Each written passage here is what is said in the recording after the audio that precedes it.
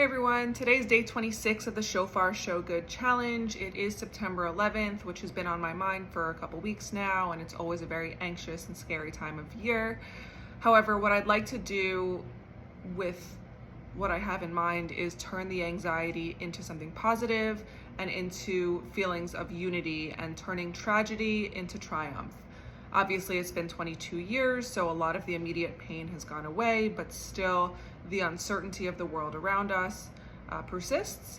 But through unity and through identifying the fact that even though we all have different walks of life, and even though we have different religions, different ethnicities, different sexualities, different professions, different communities, different races, whatever it is, different ages, we're all part of something together, and I'd like to carry that togetherness into the new year.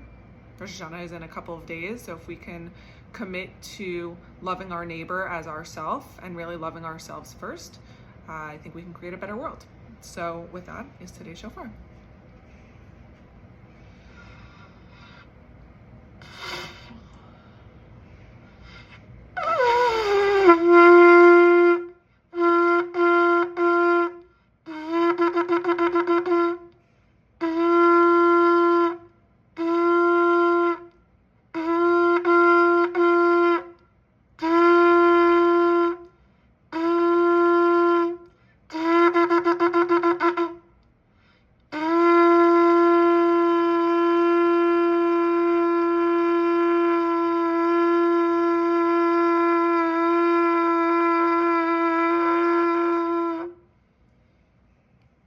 Have a meaningful and free day, everyone.